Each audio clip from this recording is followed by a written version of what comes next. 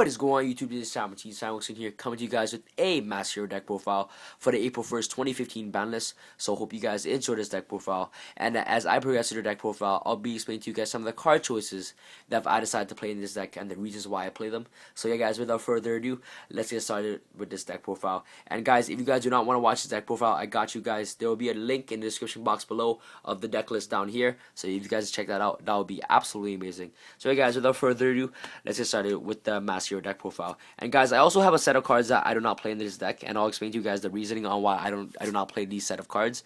So yeah guys, let's get started with this Master deck profile.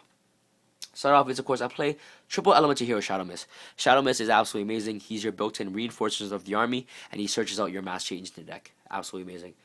To accompany the Shadow Mist is, of course, I play triple elemental hero Bubble Man. Bubble Man is very, very good. Having him at 3 is just so good. He helps you generate a lot of OTK pushes. A lot of people play 2 Bubble Man is because they think that 3 is cloggy, but in my personal opinion, I can never find Bubble Man cloggy in my deck. It's just so good not to play Bubble Man at 3. Bubble Man is just absolutely amazing to play. So I love to play triple Bubble Man in the deck. Last but not least, to round off our E-Hero engine is, of course, I play the one Elemental Hero Alias. In my opinion, you guys do not need more than 1 copy of Elemental Hero Alias. Is because having more than 2 copies in the deck, or even having more than 1 copy in the deck, can just generate a lot of dead and cloggy hands. So that's why I only like to play the one Alias. Last format I played double Alias, and I regretted playing double Alias is because I just didn't do enough testing, and I didn't realize how dead Alias can be when you're playing him at 2. So that's why I only like to play the one Elemental Hero Neo's Alias. That is it for our E-Hero engine of the deck. Very, very good. Next, you play double Goblinberg and double Summoner Monk. Goblinberg is just so good not to play. Last format, I only played 0 Goblinberg, which was the worst mistake of my entire life. This card is just so good not to play. He makes your bad hand very, very good. If you have, like, let's say 2 Shadow Mids in hand and you have nothing to do, and you top like a Goblinberg or a Rhoda, you get a Goblinberg, you summon Goblinberg, go off with your play and stuff like that. So that's what's very, very good. He makes your dead hand live. And same thing for Summoner Monk. If you open up Summoner Monk, you want to ditch in your dead spell cards like a Hero Lives and stuff like that. You wouldn't want to pitch a hero. You wouldn't want to use a Hero Lives while you have a Summoner Monk in your hands, because you can easily summon the Summoner Monk, ditch a Hero Lives, and just go off and stuff like that. So Summoner Monk is very, very good. These cards are essentially your searcher cards. They help you get into your search cards. Basically, Summoner Monk helps you get into Shadow Mist, and Goblinberg also helps you get into Shadow Mist, which is absolutely amazing. So yeah, this deck has lots of synergy with each other. So that's what I like about Goblinberg and Summoner Monk. Very, very good. Now off to our spawn lineup. I'm gonna show you guys my spawn lineup very, very quick, and I'll explain to you guys my spawn lineup after. Is, of course, I play triple mass change, very good, solid explanatory, helps you go into Dark Law, Anki's, Acid, and of course Koga, very, very good. 1 mass charge, triple reinforcers of the army, triple Hero Lives, triple Mystical Space Typhoon, staples, 1 Book of Moon, 1 Regeki. And last but not least, to run off our spawn lineup is, of course, I play double Forbidden Lance. Alright, let me explain to you guys my spawn lineup real quick. So guys, as you can see, I play Forbidden Lance is because this format is, I feel like, other than Necros, any other deck is going to have back rolls. Especially Burning Abyss. Burning Abyss is starting to play lots of traps now. And, they have cards like Karma Cut, Phoenix Wing Blast, and stuff like that. And Forbidden Lance just helps you protect your Dark Law from getting hit by those cards.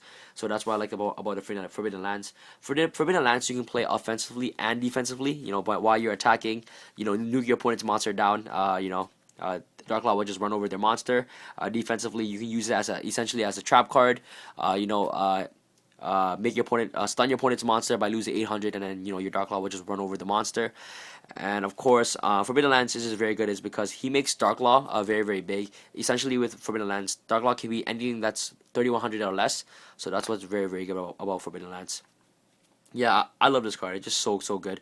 And of course, yeah, that's all I need to say about Forbidden Lance. Just so good, and he helps protect you from like Bottomless Trap Hole and stuff like that.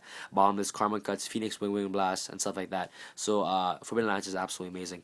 Next, you play the Regeki and the Book of Moon. They serve for the same purpose. Regeki just clears your opponent's entire board, and especially against the Necros matchup, you're going to be facing against the Genlock. This card is your out to the Genlock. Very, very good. And same reasoning for Book of Moon. Book of Moon can be served as a spell and trap card as well. He's very good. Book of Moon interrupts a lot of combo plays, and yeah. Same purpose as Forbidden Lance. You can use it offensively and defensively as well. So that's what I like about the Book of Moon. Triple MSD clears back row. Triple hero lives. You want to try to get him as fast as possible. If you don't have Summoner Monk, if you have Summoner Monk, you usually ditch the hero lives for to use Summoner Monk's effect anyways. Triple reinforce the army, self-explanatory. The whole entire deck is warrior monsters except for Summoner Monk, so he helps you get into your Goblinberg as fast as possible, and Shadow Mist, of course. One mass charge. Mass charge is your salvage of the deck, so he brings back your mass change and of course your Shadow Mist or any other hero monster in your grave. So that's what's very very good about the mass charge. So that's it for my spells. And you guys can see I do not play Miracle Fusion or the one emergency call, and I'll explain to you guys the reasoning on why I do not play Miracle Fusion or the one emergency call. Alright, so now off to our trap card lineup real quick is, of course, guys, you guys all know who's back. Crush Card Virus. Crush Card Virus now back at 1. Crush Card Virus and Shadow Mist helps you put into a very good position. It's just so good. Crush Card and Shadow Mist. Usually back in the day, you usually Crush Card for Sangan, and destroy your opponent's entire board. Then you get a search of Sangan. Now with heroes, you Crush Card your Shadow Mist. You search with Shadow Mist, and then you just destroy your opponent. Just very very good. It's very funny. So yeah, one Crush Card. One Banlist Trap Hole, one Vanity's Emptiness. Vanity's Emptiness is very good is because you open up Vanity's Emptiness and Dark Law, you're in a very good position and you already have a good board by then. So one Vanity's Emptiness, very very good. One Compulse, double Mind Crush, the whole entire format searches, the mirror mat searches, 6 Samurais, Black Wings, stuff like that. Every single deck in this format searches, and especially Necros. So Mind Crush is absolutely amazing. Being able to look at your opponent's hand and set up combo plays depending on the cards that you have in your hand. Depending on the cards that they have in their hand is absolutely amazing. So you're able to look at your opponent's hand, take a card out, and you're able to set up plays depending on the cards that they have in your hand. So Mind Crush is amazing. Double Call of the Haunted, very very good. Before I play 3 Call of the Haunted, if you guys want to play 3 Call of the Haunted, you guys can go ahead. This is an exactly 40 card deck. I cut down the Call of the Haunted for a Banlist Trap Hole. No, not for Banlist. I cut down the Call of the Haunted for the Crush Card Virus. So yeah, if you guys can play 3, you guys can go ahead. Next, you play double Phoenix Shane, very good. Stops monster effects. That's what I like about Phoenix Shane, and it helps stalls. So that's what's really really good about Phoenix Shane. And last but not least, double Mirror Force to run off our trap lineup. That is it for our traps. Now off to the cards that I do not play. So these are some of the cards that I do not play in the deck: Ring of Destruction, Miracle Fusion, Emergency Call. And yeah, so I'll explain to you guys. You guys may be questioning why I do not play this card. This card is very self-explanatory on why you don't play. Some people I see play this card, and I feel like it's very bad. I'm like, why are you gonna play Ring of Destruction? It got errata. It's not the same effect like it used to be. The reason why you don't play Ring of Destruction is because of this card. Okay, so a hero lives. Once your hero lives, your life points is so low. And Ring of Destruction would be really really bad is because when you nuke your opponent's monster, you also lose life points, and you don't want to lose any more life points after you hero lives. It's the same reasoning for not playing Solemn Warning in this deck, is because you have hero lives in your deck and you're able to just waste your life points on hero lives, and then Solemn Warning will just hurt you even more and stuff like that. And the same reason for Ring of Destruction. So that's my reasoning on not playing Ring of Destruction. And the same goes for Soul Charge. The reason why I don't play Soul Charge is because of this card. So yeah. So by the time you use hero lives, your life points are already gonna be low, and you don't want to nuke your life points even lower. So that's the reason why I do not play Ring of Destruction. My reasoning on Miracle Fusion. Some builds I don't see people playing Miracle Fusion. It's because I feel like it's a lot of extra deck space. When you play Miracle Fusion, you have to play Absolute Zero, you have to play Escorado, and you always have to play Elementeer the Shining. Don't get me wrong, Miracle Fusion is fantastic and it's an absolutely amazing card. But I feel like you can use Miracle Fusion in a different build.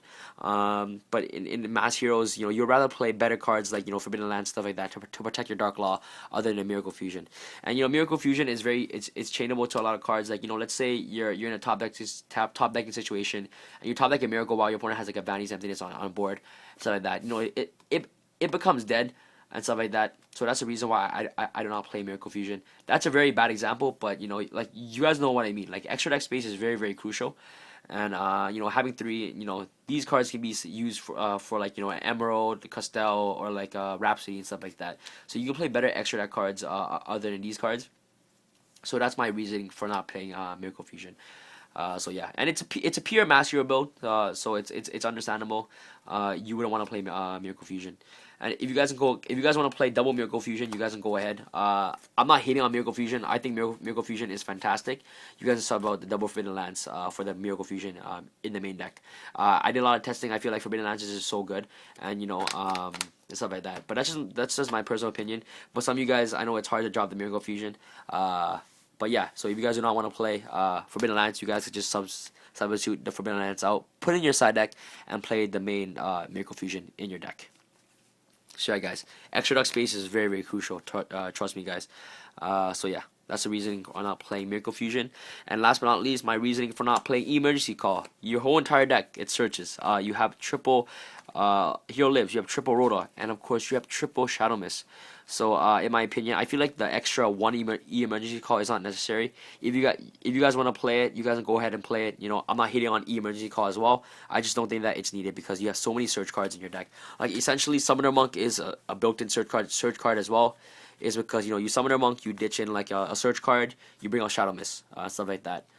So you have tons of search cards in your deck, and you have tons of synergy in this deck. So that's why I don't like to play the E-Call. And if I play the E-Call, it'll make my deck a 41 card deck, and I don't want that to happen. I want to make it as consistent as possible. So that's my reasoning for not playing these three. And yeah, guys, Miracle Fusion, requires a lot of extra deck space. Yeah, requires a lot of extra deck space, and you can play better cards than Miracle Fusion. Emergency Call, you can definitely play better cards than Emergency Call, and of course you usually ditch E-Call anyways for Summoner Monk and stuff like that, and you already have tons of search targets in your deck, so Emergency Call wouldn't even matter. Ring of Destruction, you have low life points because of Hero Lives and stuff like that. Same purpose on why you don't play Solemn Warning or Soul Charge. So yeah, same goes for Ring of Destruction. These are the three cards that I do not play. If some of you guys ask me on why I do not play these cards. Now off to our side deck. Side deck is very optional, guys. This is what I have so far, and it's a rough draft of my side deck. So yeah, I'll definitely be making changes as format progresses with the side deck. So one Mirror Force, double Wiretap for the Burning Abyss matchup. Burning Abyss are starting to play a lot of traps now, so Wiretap just helps them stop. Helps you from negating their traps. Very, very good. One Torrential Tribute, one Dark Hole, third Mind Crush. Very, very good. I usually side in the Dark Hole and a Mind Crush into my Necros matchup. So yeah, double Fairy Wind, double Twister, double Flying Sea, and double Max Sea, and last but not least, one Thunder King Ryo to round off our side deck. That is it, guys.